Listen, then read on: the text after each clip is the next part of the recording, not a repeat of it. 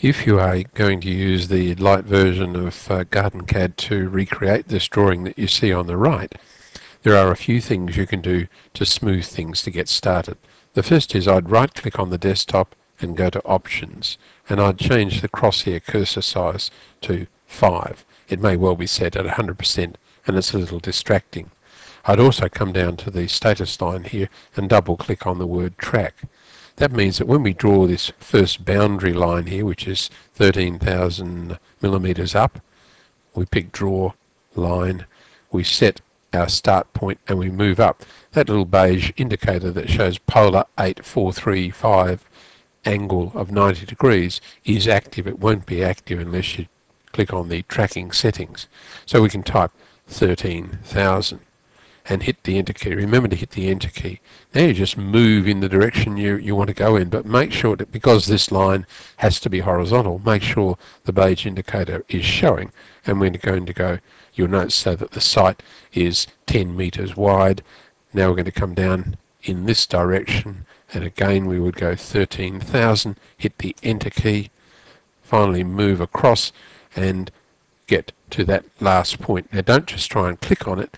Again, with the indicator showing, let your mouse go and type, it's 10,000, isn't it? Type 10,000 and hit the enter key to finish. You've drawn now the 4 lines that represent the boundaries. You can check that by simply selecting a line, right-clicking, go to Properties, and this box pops up and gives you the delta X value. It also gives you the length. Delta X is the length when projected down to the X-axis. X is across to the right and Y goes straight up the screen. So there's our boundary set, and we're ready to start laying the design out. Remember, your task is to copy that design, which means recreate it. Well, next we'd like to draw in the outdoor seating area, or the paved area on which the seating is going to go. So we want to draw this red hatched area. And the best way to do that is to use what's called a polyline, which is a long continuous line segment, and that's activated by clicking draw and then select polyline. I'll escape from there for the moment, because what I want to do is to go down and double click on the word OSnap, or perhaps better still if you're using the light version, right click on your desktop and go to drafting aids and come across here. You might well be on the grid tab or the polar tracking tab. Go to the object snap tab. Turn object snapping on and make sure you set at endpoint and nearest. I'll explain nearest, the function of nearest, in a moment, and so we OK it. So now when we go draw a polyline, we could draw quite easily from that endpoint and go across to that endpoint, then slide down here with the nearest option on. But in order for you to see that clearly, I'm going to change my drawing color to red. Now I'll select the polyline. I'll click there and jump across here. That's called entity snap or object snap.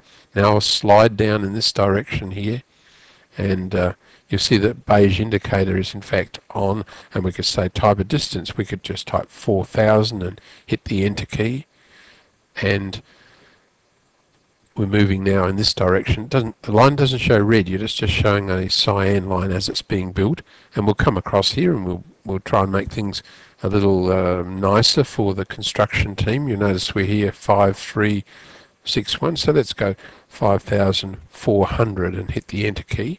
That's made that line go across. You'll see now it's red because there's no underlying line to change its color.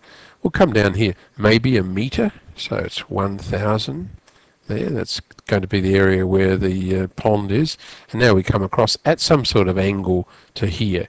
And as we slide up and down, you'll notice we can lock onto that vertical line. So I'll do this one approximately, then I'll come back to there. And one of the options, if you look down in what's called the command area, that's down the bottom here, is the close option. So I'll hit C for close, and that closes a polyline over that entire area. What we now could do is hatch that. So it's draw and hatch. Up pops this little box. We can say we want to change the hatch pattern by clicking there on a line here. Just click anywhere you like in that zone and use the down arrow on your keyboard to select some sort of pattern. We'll use a cross-hatched pattern, will we? No, it's going to be paving, isn't it? So let's find a paving pattern. That one perhaps will do us. We could set it at 45 degrees. You might well find a better pattern than me. And I'll set the scale at 100. It's always better to go a little bigger.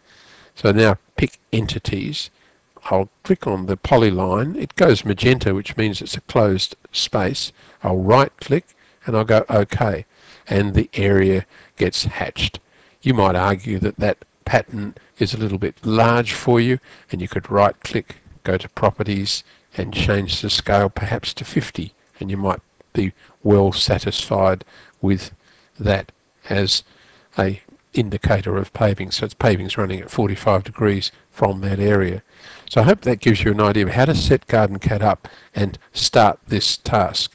Putting in the other boundaries is really very easy. I could change my drawing color back to by layer. I could draw a line this time. I could latch onto, whoops, I've forgotten to put the rectangle in for the for what will be the lily pond. So let's draw rectangle. We can jump to that corner and jump the rectangle over there. Then we can draw a line from near here. We can go down there and we'll go vertically down with the beige indicator showing, come across here to around that position there, and then we'll go across something like that. And we recreated, whoa, that line there was wrong, so that the way to fix that is just click on these lines, right click and erase. Let's try it again. Draw, line, hook onto here. Now make sure that indicator shows as you're beginning to draft. Now we have a horizontal line. Come across here to about that point there, and we'll go like so. Right click to finish. Another repeat line from there sets off that triangular piece, and we're just about in a position to dress it up with some planting. So you know how to do that. It's just planting, plant blocks, and you pick some sort of symbol. In it goes here. In this case it's jumped over to the right hand side, so I have to move it from there and sit it in here.